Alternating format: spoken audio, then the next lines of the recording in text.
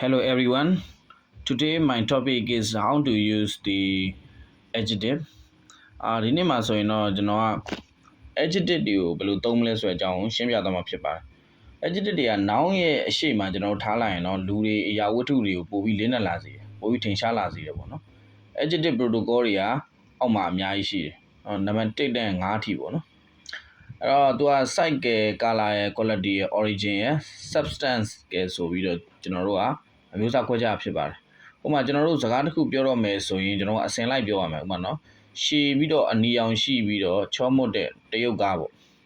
စသည်ဖြင့်အဲ့လိုမျိုးကျွန်တော်တို့ကအပြည့်စုံပြောမယ်ဆိုရင်သူ့ရဲ့ site color quality origin system ဆိုပြီးတော့အဲ့လိုပြောရတာဖြစ်ပါတယ်။နောက်ဒီမှာ number 1ဆိုရင်ကျွန်တော်တို့က size အရွယ်စားမှာဆိုရင် tall မှာရှည်တော့ long ဆိုလဲရှည်တော့ပေါ့နော်။နောက် color မှာဆိုရင်အဖြူရောင်ဆိုအဖြူရောင်အနီအောင်ဆိုရင်ဒီမှာတော့ red ကိုထားထားပြီ။ quality ဆိုရင် smooth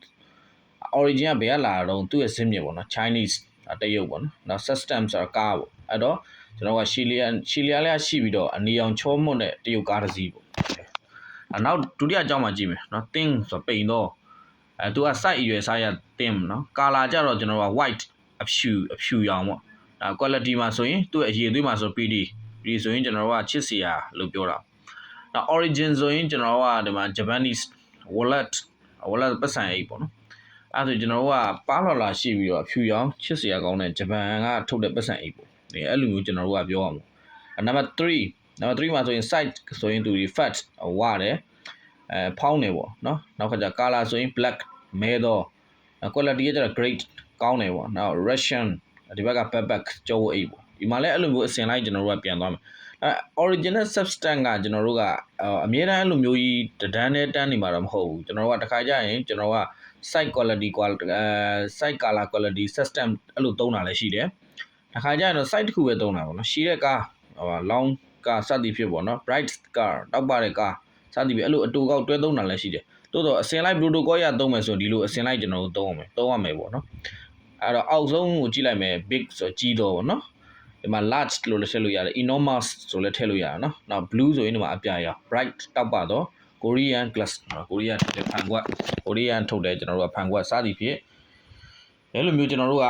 သူ့ရဲ့အစင်လိုက်ကိုကျွန်တော်တွဲသုံးကြမှာဖြစ်တယ်အဲ့တော့သူ့ကို noun ရဲ့အရှိကနေကျွန်တော်တို့ကထည့်လိုက်ပြီးဆိုရင်အဲ့ဒီ noun ကပို့ပြီးတော့ထင်ရှားသွားတယ်ပို့ပြီးတော့လည်းထင်ပေါ်သွားတယ်ပေါ့နော်she is a tall girl သူမဒီအရက်ရှိတဲ့ main လေးတစ်ယောက်ဖြစ်ပါတယ်စသည်ဖြစ်ပေါ့နော်ဒီကအရန်တောက်ပါတယ် it is a bright car သူဒီအရန်ဒီတောက်ပါတယ်ကားတစ်စီးဖြစ်ပါတယ်နော် she is a brilliant girl သူမဒီထူးချွန်ထက်မြက်တဲ့မိန်းကလေးတစ်ယောက်ဖြစ်ပါတယ်ဒါဆိုရင်ဒီမိန်းကလေးကဘယ်လိုမိန်းကလေးလဲဆိုတော့ brilliant ဆိုတဲ့ adjective ကပြရတာဖြစ်ပါတယ်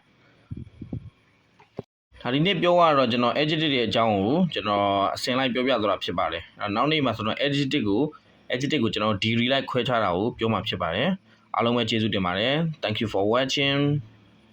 see you later